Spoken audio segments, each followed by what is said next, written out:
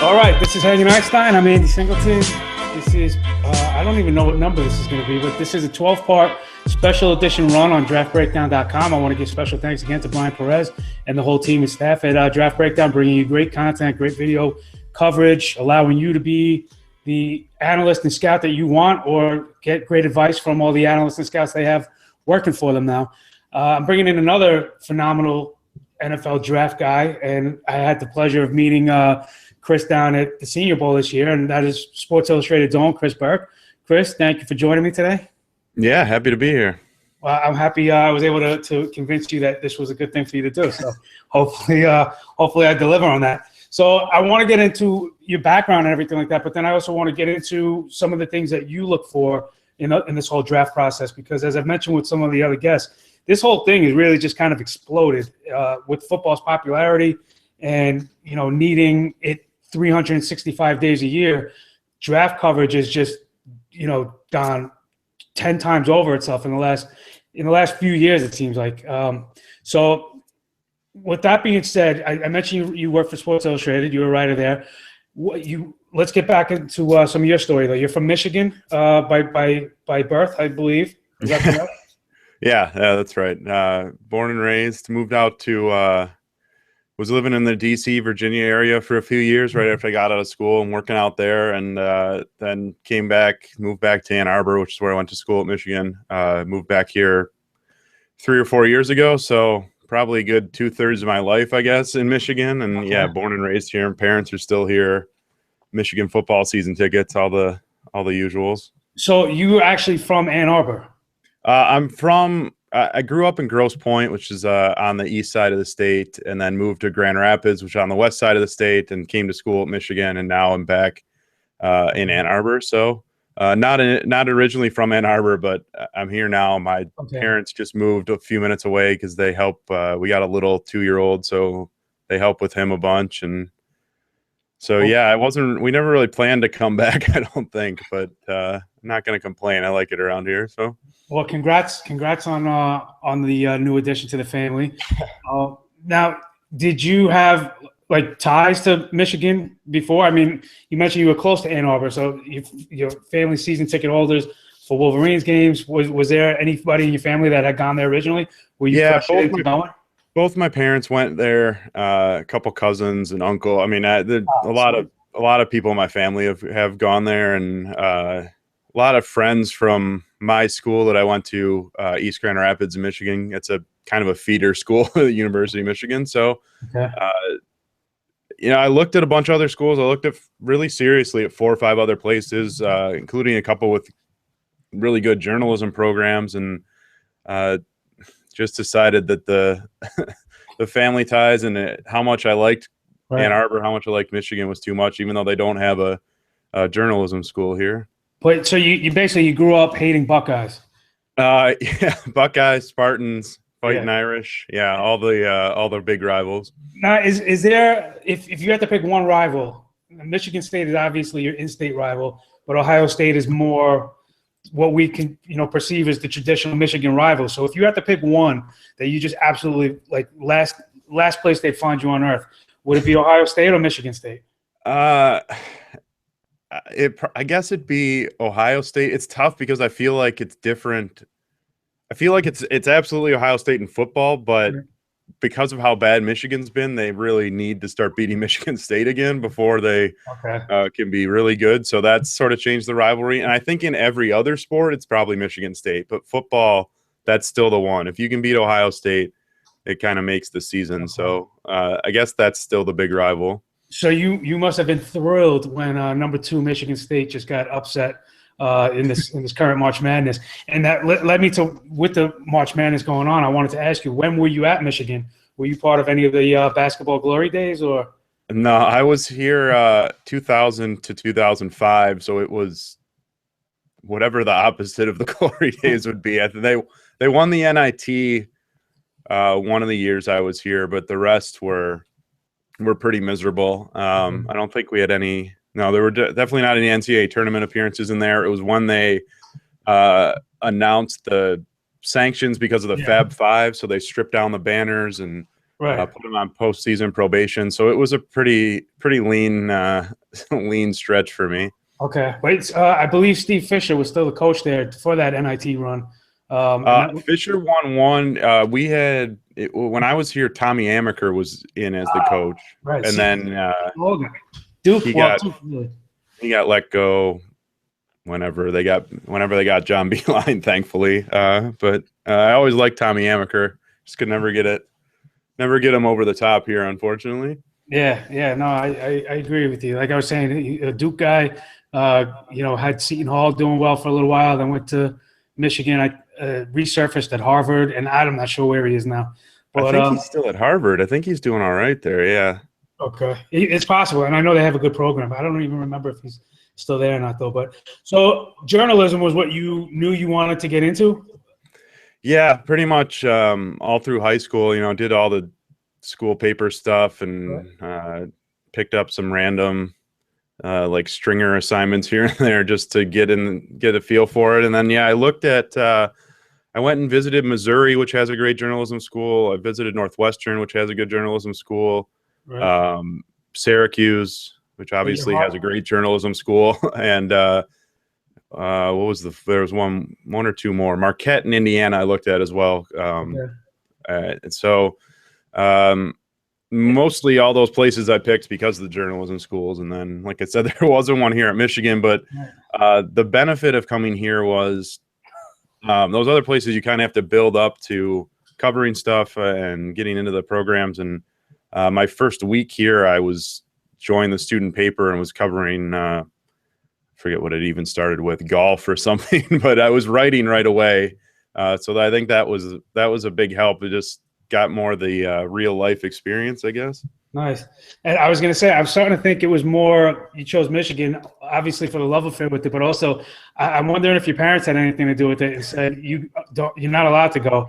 Post-grad, maybe if you want, but undergrad, you got to go stay in Ann Arbor. But so. Yeah, I mean, I think they would have let me go. I think financially it probably helped me to stay here. I think they were all for that because the in-state tuition at Michigan is actually a lot more reasonable than the out-of-state tuition. So I'm sure they weren't opposed to me going to Michigan at any point. Okay. So now did you play football in high school or just always been a fan? Just always been a fan. My dad actually reffed high school football for 25 or 30 years. So kind of always around it. I never really played seriously. I played baseball April through whenever we could, September. And then I actually played hockey a ton. I played travel hockey when I was younger up until about high school. And so that was 8-9 months of the year. And that was I never really got into football just because I started that when I started playing hockey when I was 5 and never really wanted to play anything else. I played basketball a little bit, and then I injured my knee playing baseball freshman year of high school, and that more or less put an end to my not that they were going anywhere, but that more or less put an end to my athletic dreams, I think. Okay.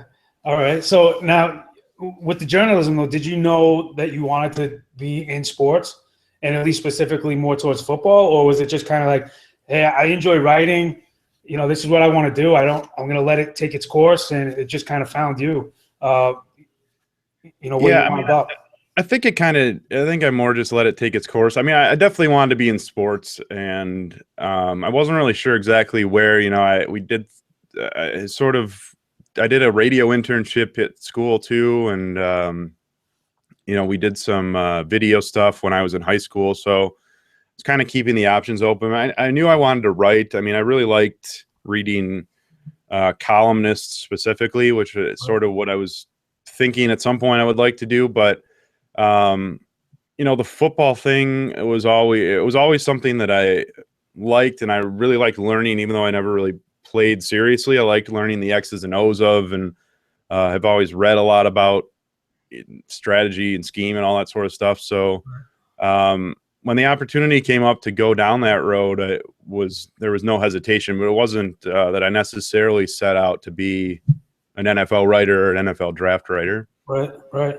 Well, I want to ask you too, because you obviously have gone through the whole, from beginning to end. Well, not end. You're not you're not at your end, you're still progressing. But I mean, you've gone through the whole range of stuff. I actually, my first year of college, I went to Providence, and I wanted to get into journalism myself. I actually used to, when I was in high school, I used to play basketball with Frank Isola, who was a local writer at the time, but now he's, progressed into a national writer. And, I always had, I always liked writing. I enjoyed it. And you mentioned being a columnist, and that's kind of like, to me, a funny thing is because I went to college back in '94, and the internet really didn't exist yet. So writing styles have drastically changed since then. For sure, yeah. Well, you have a lot of people that do a lot of blogs and, write a lot of stuff, and it's more kind of in the columnist tone. So when I was trying to study journalism, I hated it because they were trying to, put you into a box and say, no, you have to write this way, you have to write this way. And I'm thinking, I'm thinking more along the columnist line. Like, I'm going to write what's on my mind, and it might not be grammatically correct, but this is, you know what I mean? Like it's more in line with what you see a lot of now. So do you feel like, do you get where I'm going with that, with the change in philosophies with writing? Do you feel that's a good thing, a bad thing?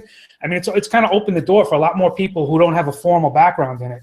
I think that's a good thing. And I mean, even when I was looking for a job, I think there was, to go into writing and go into newspapers and all that and not have a journalism degree or a communications degree. I mean, I think it's probably still something that it holds people back. But so I think from that perspective, I think being able to just have people, the more people that have an avenue to write, I think is a positive. I mean, it doesn't always end up with, you obviously don't always get the greatest content from every single person that writes, but I think it's one of the benefits of the way it's set up now, that more people have a voice than ever before. Probably a positive and a negative, but mostly a positive from our perspective and from, covering sports. And I think it, especially when you talk about covering the NFL and covering the NFL draft, I mean, one of the biggest things that I do to prepare for these things is just read everyone else. I mean, I think it's important to keep reading and get other points of view. I mean, you want to formulate your own opinions, but you don't want to get boxed in. So I think it helps to have all those different voices out there. And it is interesting. I mean, I definitely understand where you're coming from, because I mean, when I was at the school paper here, we kind of just had gotten into using online in the way that it is now, where we try to break a story overnight and put it up online and not wait for the paper. And we had just started doing that my last couple years at the Michigan Daily here at school. And so even from then, it is totally different and kind of forces you to adjust. But I think it helps. I mean, if you can host a show like this, or you can do a podcast, and I mean, the more different ways you can get in the door, I think is helpful and helps you set yourself apart a little bit. Well, it's funny to me sometimes where, I'll go on a site, like I go on Reddit here and there, and I've been, very active in that again. And, you write a long post and, it sounds good. You think it's well written, everything like that. And then if you go and you put that into Word, and now you see how grammatically incorrect so many sentences are that you structured. It's just kind of, it's funny to me because it's, we've progressed as far as like, with the internet. I think there's a lot more communication. Some people say, people are less social because they're not out talking to people in person. But then you have this whole, other side of it where people are constantly communicating with each other. And it might not be in person, but there is a lot of back and forth. And so I think that's a good thing. But I don't know where I was going with that thought. So we'll just. No, I mean, I definitely understand. It's interesting because it's, I guess it depends on what you want to do with it too, because there's still a lot of the, the old school journalism that's worthwhile, and not just being, grammatically correct and stuff and having the proper structure and all that. But I think in terms of, there are some elements to beat writing for sure that are helpful, being able to go find sources and strike up those relationships with people and know how to do an interview. I mean, I think that's a big one that sometimes gets overlooked because everyone just sees the press conferences on TV and hears the sound bites. But, it's hard to go into a locker room when there's 300 other writers there and find someone who can give you a quote that's unique. So Right. there's still definitely benefit to having that journalism background. But I mean, for me, like I said, it helped when I got to school and just started writing. And I think that's the biggest thing. Like, you just got to go do it and sort of learn from there. Yeah, you got to start somewhere. And I was just going to add to that, though, like with, Twitter and everything like that, like journalists have become celebrities in a lot of ways, and that never existed, with guest appearances on a lot of TV shows and things of that nature. So all of this has now led you to your current position at Sports Illustrated, where you do cover the NFL. You got to go to the Senior Bowl. A week after I met you at the Senior Bowl, you're flying off to San Fran for the Super Bowl. So, I mean, you're enjoying the perks of and the fruits of your labor to get to this point. So how did that manifest itself? How did you wind up there, and how has that experience been for you to this point? Yeah, it's kind of random. I mean, I feel like a lot of stuff that happens in this industry is random and just through knowing the right person at the right time. And that's extremely frustrating when you don't have that connection come through for you. But when it hits, it's nice. And that's what happened here. I mean, like I said, I got out of school. I moved out to Virginia, was working, worked at a couple newspapers out there. Was doing some blogging on the side for MLive, which was a site back here. Now has a lot of the newspapers under it, but I was blogging about Michigan sports for them. And just happened to know someone who knew that there was an opening at AOL Sports it was an editor position there when it was called Fan House. But they actually hired me to run an outdoor extreme sports section. Oh, wow. For a few months. So I went in for the interview, and the managing editor said, "How much do you know about X Games?" And I said, "I don't know anything about the X Games." And he said, "All right, well, we're going to give you a shot anyway." I'm like, okay, well, and I did that for a few months. It went really well. They were really happy with the production. And then the NFL editor left to do, I forget what, I think we launched some more fantasy content. He left. Right. And so I moved into the NFL, and that was, maybe 7-8 years ago now. Okay. So I was running the NFL section there. We had a huge staff eventually at Fan House with a lot of people that are at pretty prominent spots now. Will Brinson at CBS, and Matt Snyder, who's the baseball guy at CBS, Dan Graziano, who's out your neck of the woods at ESPN. And so a lot of great writers, and did that until they shut down Fan House, and then was sort of without a home. I went to I did Bleacher Report, just some editing at Bleacher Report for a few months in between, and one of my buddies that had worked at Fan House, Tom Mansaranis, got hired by Sports Illustrated. They were trying to get more into trying to launch sport by sport blogs, and he asked me if I would be interested in doing the NFL one, writing for the NFL one, and so. Sports Illustrated comes calling. I don't know that you say no that often. So yeah, and sort of lucky, but they're really like one of the pillars of sports. And it's kind of, with, as we mentioned, in so many different outlets, it's kind of, it took a little hit at Sports Illustrated, but it's really a testament to how strong the product and the name is, that it has been able to survive this long, because it really is like one of the, like I mentioned, one of the first founding, real dedicated sports, outlets for journalists and for readers and fans alike. There's so much out there. There's so much material, so many authors, so many good people, that it's really hard to keep track of everything. So I was personally, in full admission, I was not fully aware of all of your work, but obviously having met you in person, and, you pay a little more attention.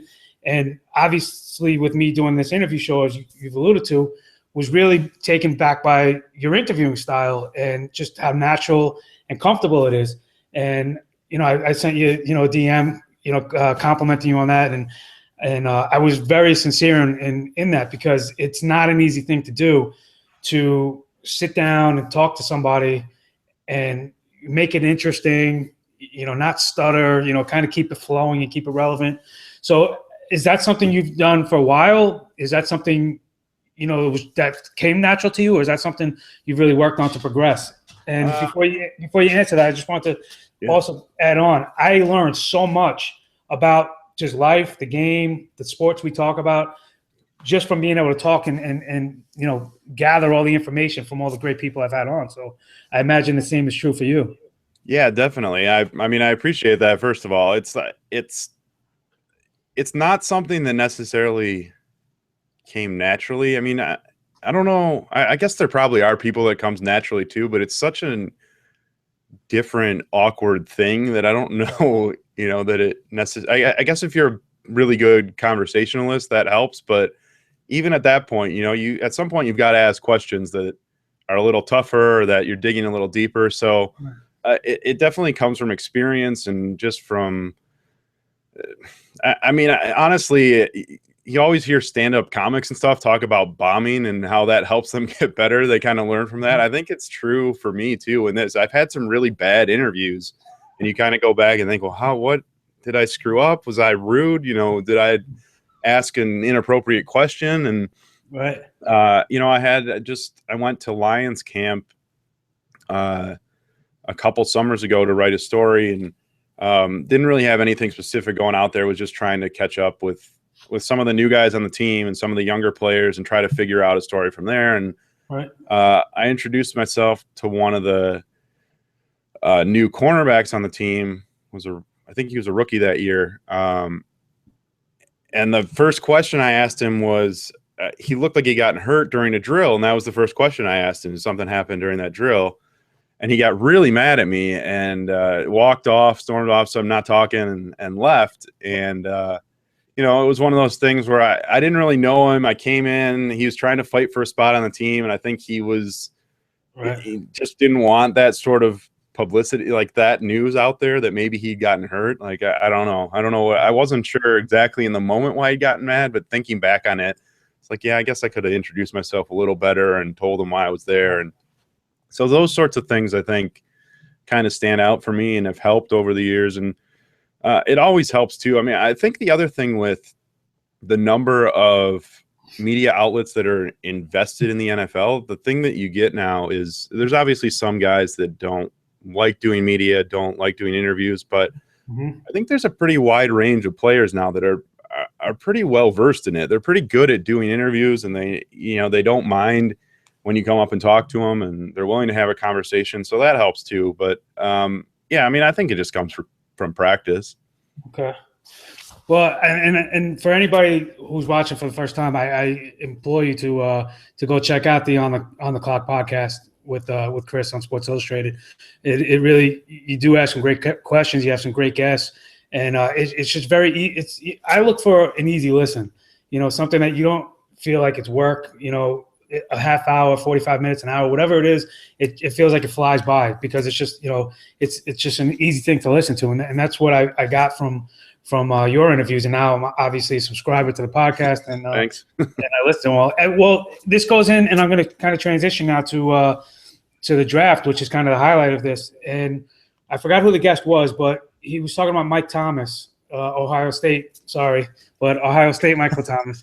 And, he happens to be, if not number one, really making the case for number one for my receivers this year. And one of the biggest points that really kind of, solidified that for me was your guest said he starts every route exactly the same way, that the defensive back has no idea what route he's running because they all look the same. And I forgot who that was, but kudos to him for bringing that up. And these are some of the kinds of, what I was talking about, the information and knowledge that you gain just from having great guests on. So what are some of the things that you look for in players that you're scouting? What are some of the things that pop out to you when you're covering all this kind of stuff? And I will make mention that you make your own mock drafts and stuff like that. So you are somewhat of a scout and an analyst, but you're really covering the whole package as opposed to, saying I'm going to focus on one particular position or player. So what are the things that you look for, and what are the things that jump off the page at you when you're looking at guys? Yeah, I mean, I think it depends position by position. Obviously, you're looking for different stuff, but I think the thing that jumps out at a lot of these guys, especially the early round guys, if you're watching 2-3 games of tape, you should see them dominating 2-3 games of tape. And that's sort of the first thing that jumps out. And so they're not always going to have great plays. They're not going to be perfect every game. But if you're watching Jalen Ramsey, Miles Jack, those are the things that you notice. They're, even if you're not watching them necessarily on a play, you're watching somebody else. I mean, I think that they'd sort of jump off the screen. So that's kind of, some of that just comes naturally. You notice those guys more, and I think that helps at least start to formulate the draft board. If you're talking about, that's the other thing, that Michael Thomas thing, and it was one of the Minnesota cornerbacks said that. I think it was Brian Body Calhoun. I can't remember. One of those Minnesota quarterbacks said that Michael Thomas was the toughest guy to cover because, he runs every route the same. And I think that's one of the things too. You're looking for stuff that, at least from my perspective, I sort of tend towards guys that are more polished as opposed to being more potential guys. And I think that that's why, because you look for traits that you can translate, or you can see translating pretty easily to the NFL, not 4 years from now, but as a rookie, and you can jump in. I mean, I think that was I always think of Keenan Allen at wide receiver from that regard, because he was so polished at school and wasn't necessarily the number one receiver ranking in that class, but you could tell that he was going to be a good NFL player. And so those are the two sort of baseline things for me. How often do they dominate, and how much of what they do is already NFL caliber, and then you kind of go from there. Okay. And you mentioned Keenan Allen, which is kind of a good example of, just to me, how overblown the whole draft process, including the combine, is. Because if you watch his tape and you look at his college production, as you mentioned, if you just looked at him and you knew he was going to be good, but then he has a bad combine, from his last college game to the draft, he kind of slips down the rankings a little. And once, they put the pads back on and they start playing real games, it's, how did I overthink this one with this guy? And a lot of people were second guessing themselves on that. So it seems like no matter how many examples we have of that, we continue to make the same mistakes. So, like for instance, in this year's class, now people are starting to think maybe, well, me for at least, as Ezekiel Elliott, for instance, he's probably head and shoulders the number one offensive talent outside of quarterback, and maybe even with the quarterbacks in this class. And because of that, it's almost like you start to overthink, well, am I overvaluing him because he's not really number two, or is he really that good, like in comparison to, Gurley or, Fournette next year? So, who are some of the guys, and I don't want to get into specifics, but because I don't want to, peg you into anything that could change between now and, a week or a month from now, but who are some of the lesser known guys that really stand out to you for this year, at least, that when you watch their tape or when you look at their numbers, when you see them in person at the combine? Were you at the combine, by the way? I was at the combine, yeah. Okay, I thought you were. So who are some of the guys that just pop out at you like this? I don't care where you see him in mock drafts. I don't care where you see people have him ranked. This is just a good football player, and he's going to be playing on Sundays for a while.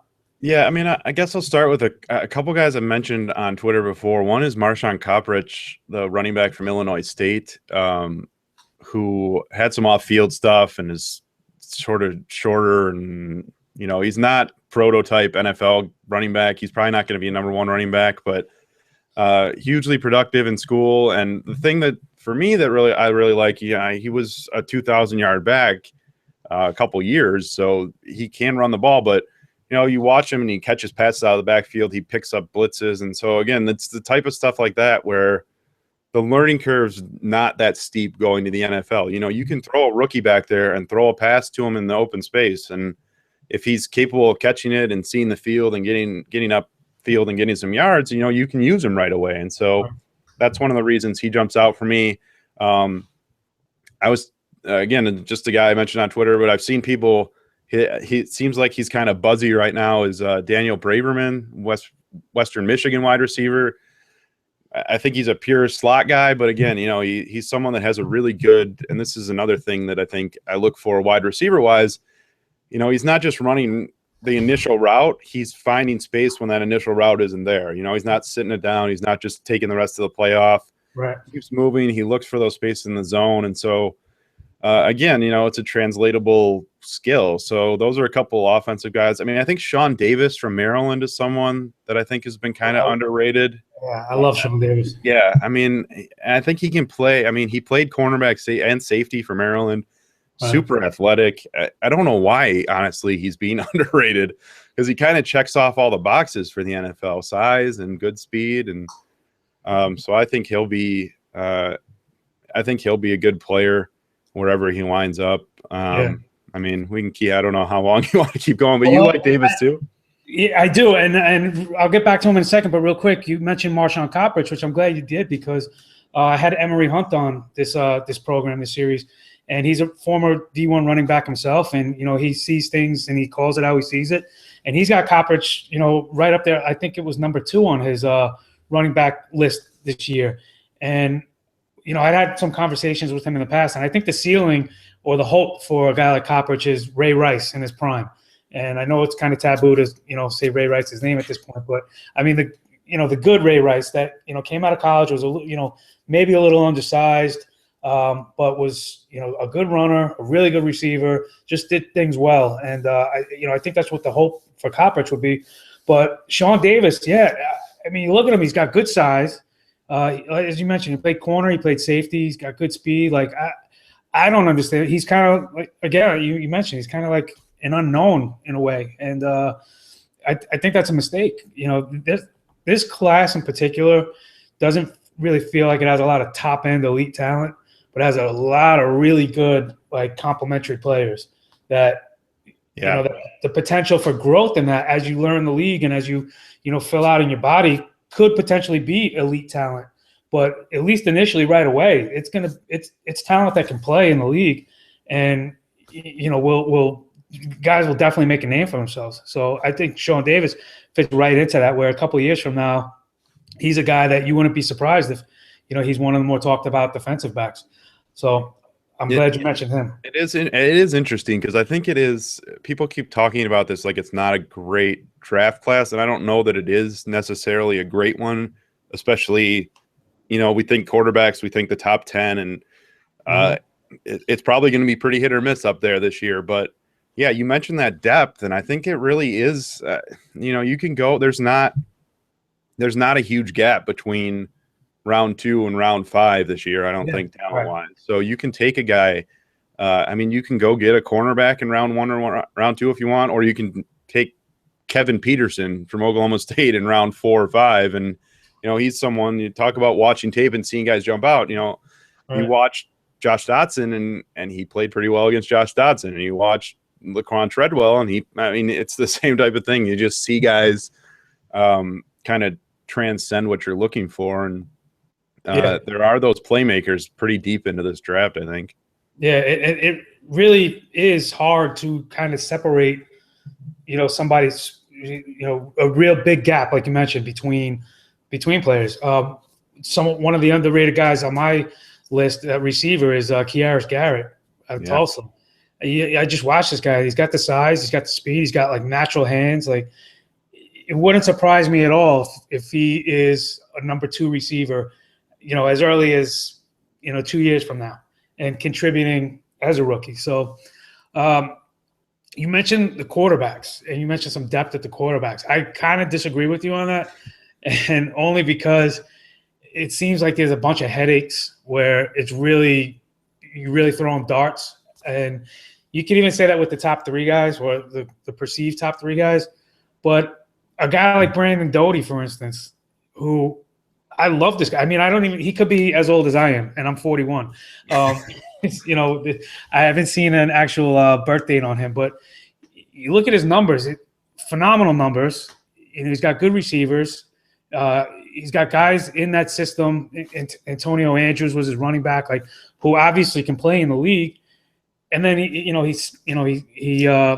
don't want to curse, but he stinks it up, at All-Star games. Doesn't really do well at the combine. So, a guy like that, like, what is this, a guy that can play in an actual game and just doesn't test well, or is he being exposed? And I think at least with the top 3 guys, you have something a little more tangible that you can feel like, even if they're not what we hope their potential is, they'll still be, good backup level quarterbacks. Yeah, I mean, I think it's the depth is you kind of compare it to last year where there was nothing. It was those top two, and then waited till round 3, round 4, and I think it was Petty and Sean Mannion was in there. Yeah, I mean Shane Carden was in the mix for. Yeah, there was just no. I think there were only whatever 8 quarterbacks selected overall, and this year I think you look at it, and I think we're going to hit double digits on quarterbacks drafted, and I think, there's probably not a lot of necessarily starting caliber quarterbacks. I mean, I think it is those top 3 plus Cook. Prescott to me is a guy you can develop into a starter. I really think Vernon Adams can be a starter in the NFL if a team wants to trust him to develop a little bit. But yeah, I mean, I think the depth there is in guys that you can draft and have on your roster for a long time. And there's some value in that. I mean, Kevin Hogan's a guy that I keep banging the table for because I think he can be he obviously is he's not up there with Jared Goff or Carson Wentz, but I think he can be a 10-year backup in the league and maybe pick up some starts along the way because he's smart and he's experienced. And I like Kevin Hogan, but I feel like the comment I want to make is he's Chad Pennington with less arm strength. So yeah, I mean the arm strength's definitely not going to help him, but that's the type of guy I think that I'm thinking like I think there's a difference between a guy like him too and Vernon Adams is more of the potential guy. You see what he's done a little bit. He only played whatever it was, 10 games, 11 games at the FBS level. And unlike Dowdy, had the huge Shrine game, was great there. So, there's some potential there. But I think that list goes pretty deep. I mean, I think you can go 12, 13 guys in if you want to take a quarterback and find someone that can help you. And, I'm not going to get on the Joel Stave bandwagon necessarily, but some team might find some value in him or Jake Rudock or someone like that what you're getting totally. Right. So I think that's the depth there. Okay, and I'll keep it on the quarterbacks because I want to ask you about two one you mentioned specifically, and you mentioned with Vernon Adams with not having a lot of big major level games under his belt. Well, Carson Wentz doesn't really have many either. So is the projectability merely and purely all about his size? Is it really that simple? I mean, I think the size helps, but I think there's more than that. And you don't want to knock the FCS too much. They played some big games, and they played playoff games, and they played the national championship. And there's some really good teams in the FCS. If you're comparing who they played in the playoffs of the FCS versus who Brandon Dowdy played at Western Kentucky, there's probably not a big gap in that talent level. I think you maybe even can make the case that Wentz saw better teams down the stretch of his career. So, I mean, I think it's the size. I think he's more mobile than people give him credit for. He's definitely from a character perspective, and nothing so far has seemed too big for him, which is to come up from that SCS level. That's probably one of the biggest factors you're looking at is can they just handle being on the big stage? And he's been fine there so far. And again, you're just whether you're looking at Ezekiel Elliott or Jared Goff or Carson Wentz, you're just looking for stuff that you can see that translates to the next level. And so you see him throwing passes, hash mark to far sideline, and you see him throwing it deep, and you see him looking off the safety and then making a pass. I mean, it's that type of stuff that works no matter what level you're at. So it is you're projecting a lot with him, and I think with Paxton Lynch too, you really have to project what you hope he will be. Right. Well, you know what? I'll make this kind of analogy real quick too, because we were talking about March Madness before and the NCAA basketball tournament. And you get these mid-major programs that kind of come out of nowhere and people have never heard of them, and they surprise and they shock. And like a guy like Thomas Walkup on, I believe it was Stephen F. Austin, right? Yeah. Right. And I saw people tweeting, how come this guy didn't go to a major program? And my reaction and my response is because he wasn't the same player at 18 entering college that he is now. He's had, time to grow and progress. And yes, now he's good enough to play potentially at that level. And I think it's kind of like you can draw that analogy with the guy like Carson Wentz, where maybe this wasn't the same guy coming out of high school that he's developed into now, but you put him in the same room with guys you want him to compete with, like pro level guys, and he's checking all the boxes. He's doing everything that's asked of him. And from the quarterback position, as you mentioned, with the character, like he leads the huddle. He's commanding the respect of his peers, which is exactly what you're looking for in a quarterback. And the physical tools are there. So I believe more. The more time goes on, I believe more and more in him. But to transition to another guy you mentioned specifically was Dak Prescott, who is a character guy. I've compared him to Ray Lucas, where I just think this guy is a guy that can play football, and some smart coach is going to have him on his roster, and it might be as a quarterback, it might be on special teams, it might be as a safety, it might be as a wide receiver. He's going to play. But we're also talking about character stuff. Does his recent DUI do anything to cause concern for you? And I say that using him as the example, more so for just the whole premise of a player in his position, having this happen, because I don't think it reflects anything about anything I've seen from Dak Prescott to this point. So it's kind of a misnomer for me with him. But yeah, I think that's the challenge. You try to figure out if it's just a one-time mistake or if it's a part of a bigger series of problems. I mean, I think in his case, he had that other off-field incident, which wasn't his fault. And so I think you sort of chalk it up as just being mostly a one-time incident. But it could hurt him. I mean, it depends on which teams are looking at him. I think it definitely could hurt him because, teams are very aware of players who have college issues, and they're even more aware when something happens. And you hate to hold Johnny Manziel against every quarterback who comes through, but right. Teams are going to be aware of what can go wrong. You see what happened with Manziel, and especially at the quarterback position, you don't want to draft a guy who's going to be problematic at that spot.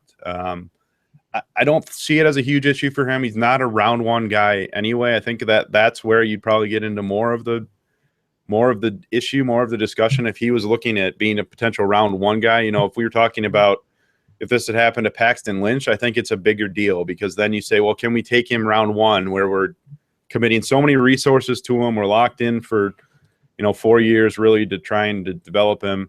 Right. I think Prescott's more around 3, round 4 guy to me. So fair or not, I don't think that DUI will hurt him as much as it would hurt maybe somebody else. But again, it's all part of the picture, and it's a pretty bad time to have something like that happen. Right before the draft. Yeah, and like I said, it doesn't really speak to the character I've seen him publicly display. So you don't know the whole details of the story. So it doesn't seem like it's a trend with him, as opposed to just a mistake more than anything. But I could ask you a ton more questions about this, and I don't want to have this drag on too long, and we do have to wrap up at some point. So I do want to transition a little to fantasy game, which a lot of people obviously play, and has had a lot to contribute to football's growth and popularity, and specifically the draft. I think a lot of the draft coverage has exploded because of fantasy football, and people playing dynasty leagues and just trying to have an edge on the people they're playing against. So they want to know who's the next greatest guy that I should take. So do you yourself play fantasy football, or is it not for you? No, I play. I always hesitate telling people this because of what I do, but I'm not great at NFL fantasy football, unfortunately. Okay. I do play pretty regularly, and I also play in a couple college fantasy leagues, which is fun. I guess helps me to get to know some of the guys a little better. But yeah, I mean that's been going on now for a few years, the college fantasy stuff. So yeah, I play probably usually 1 or 2 NFL leagues, and then those couple of college leagues. Okay, so when you are looking at college players and entering the league, do you look at them differently from a fantasy aspect, or do you see? I'm of the belief that fantasy and real life are kind of one and the same. If a guy can play, he's going to be productive, and he's this guy you're going to want. When I put out rankings and stuff, I usually, I don't do it all the time, but when I do, I kind of do it with an eye towards fantasy. But then people will say, well, is this real life rankings or fantasy rankings? And I just think, isn't it the same thing? Like if a guy can play, you're going to want him in fantasy, aren't you? We're not talking about who's the best blocker in this class. We're talking about who's the best receiver, who's the best running back. So I ask you, do you see any difference between a fantasy player and just a prospect in general? No, not really. I mean, I think it's interesting because what you're kind of hitting on is sort of the way that I try to approach this anyway, is that, people always talk about, well, this player needs to be, he's scheme specific, or he needs to be with this type of coach. And that stuff's true about 98% of the players. There are a couple of guys that are superstars that you can move around, or, they're extremely versatile, so you can play them in a bunch of different schemes. But for the most part, when you're looking, especially this time of year, you're looking at guys that might be fantasy impact players. Right. It's really hard to do that without knowing where they're going to be. I mean, I think, Ezekiel Elliott to me is one for sure. And, you look at Laquan Treadwell and what he can do in the red zone is another one. But, what if Ezekiel Elliott lands on a team with a terrible offensive line? There's only so much he's going to be able to do. So right. I think it is sort of one and the same. I understand how it needs to be differentiated for fantasy purposes and just be more about specifically the stats and what they're going to be doing on a week-to-week basis and all that. But in terms of looking at a prospect, I think it's pretty similar. Okay. Well, you mentioned, Elliott, and then I believe it's only 9 rookie running backs in the last 10 years have eclipsed 1,000 yards in their rookie year. And, so that's kind of the benchmark. I mean, Gurley did it.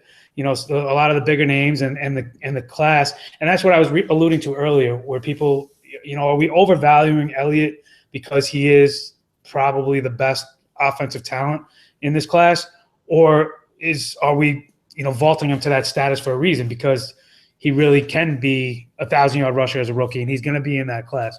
But I won't, make you answer that. But you did mention Coprich, you did mention Braverman, you did mention a quarterback as well that I haven't even heard of. So who are a couple sleepers that I can get out of you, or busts, if you will, whichever you prefer, for fantasy purposes? Fantasy purposes? I mean, I don't know how much of a sleeper he is. I think Sterling Shepard's going to be extremely productive as a rookie. And that, that is one of those guys that I think probably, regardless of which team he lands on and whether they see him as strictly a slot guy or an outside guy, whatever, I think, to me, he's someone that can step right in and help right away. Trying to think now. I mean, tight end is an interesting one, because I think there are some pass catching tight ends this year, and that's not the sexiest fantasy position. But Tyler Higbee, someone like that, stays healthy, I think can be productive. Okay.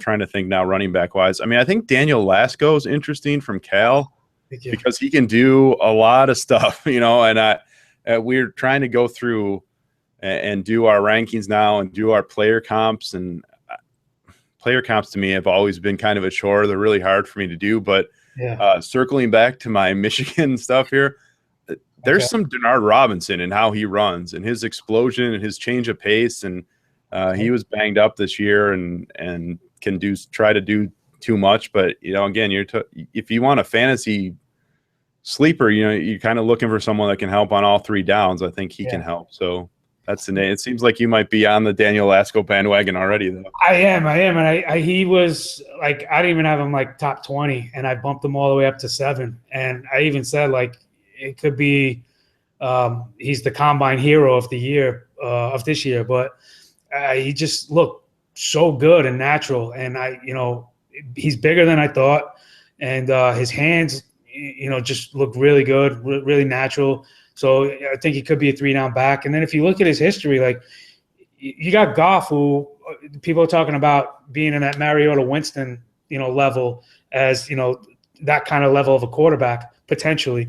And Lasco was the offensive player of offensive MVP for Cal in 2014 when he had a full season of health.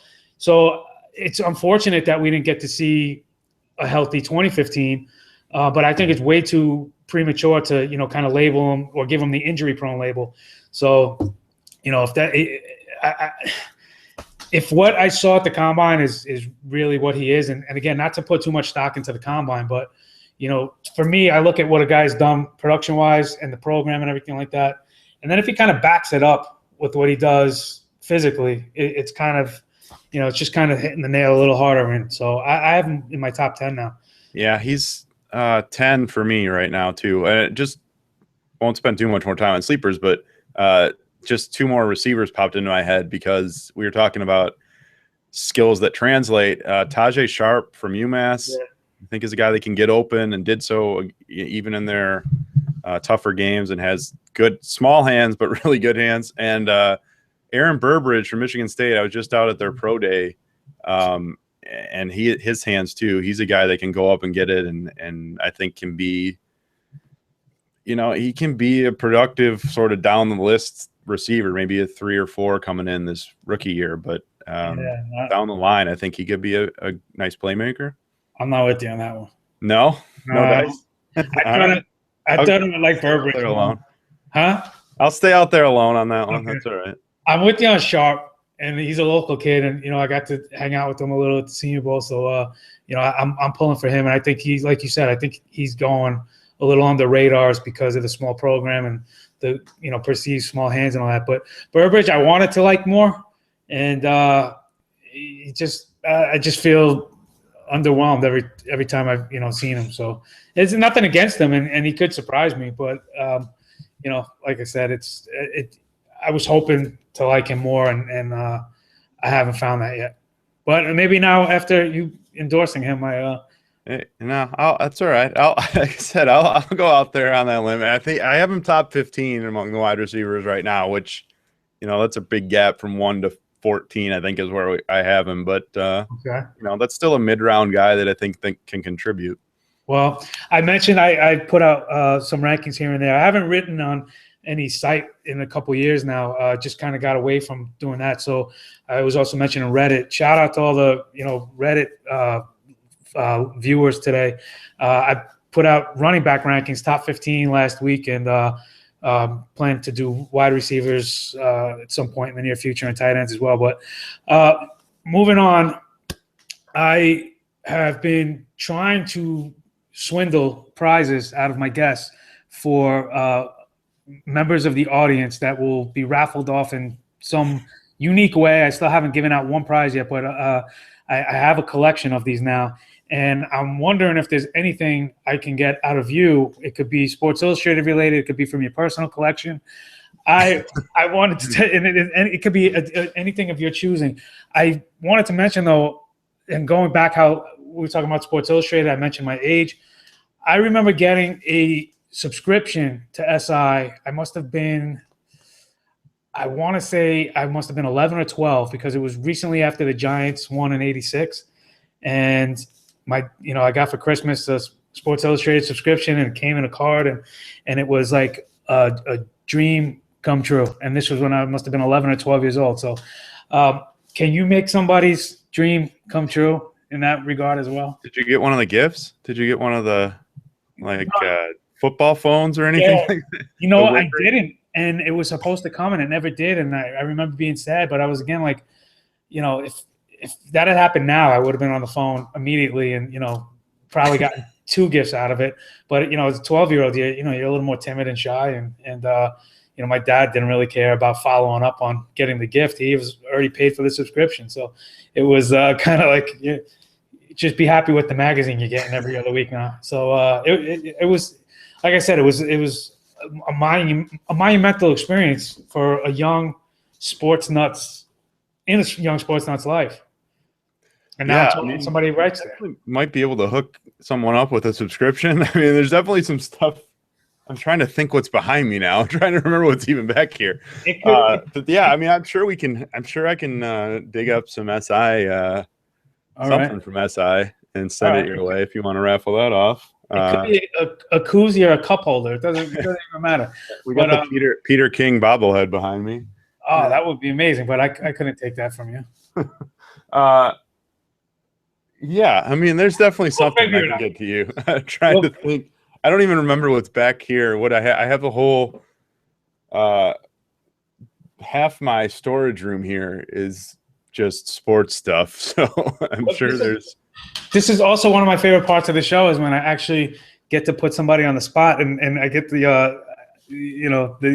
awkwardness of, and I want to give something, I just don't know what will be good, and I don't want to let people down. So yeah. We can revisit this at another point. I just know I have you on the hook for something.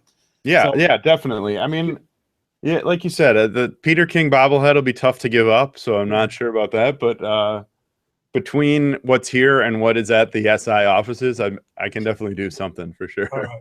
Sounds good. Well, I don't want to take up any more of anybody's time because we're actually probably right in that sweet spot of how long these episodes have been. But I do want to thank you, and please plug anything you want to plug. I mentioned the podcast, I mentioned Sports Illustrated, but please let everybody know who you are, where they can find you, all that kind of good stuff.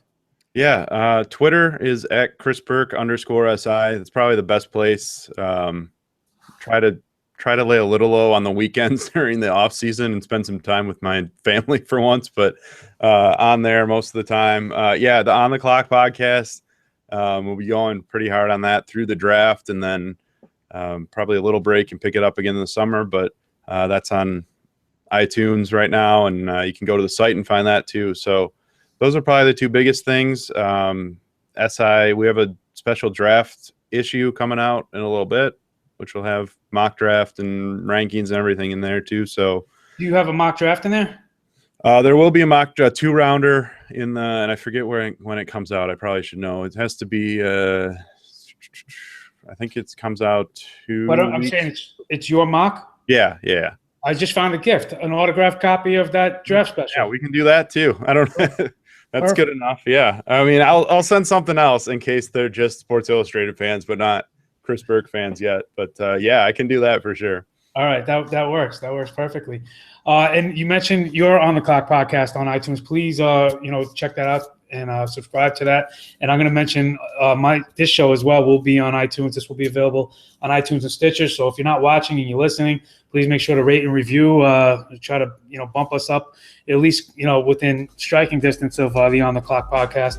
But this is this has been great. I really appreciate you taking the time to do this. I know you have a busy schedule, and this will be, as I mentioned, featured on Draft Breakdown. So I want to thank Brian Perez and the whole DraftBreakdown.com staff again. And this has been Hanging Einstein, and my guest has been Chris Burke of Sports Illustrated. So thank you again for joining me, and hopefully everybody enjoyed it.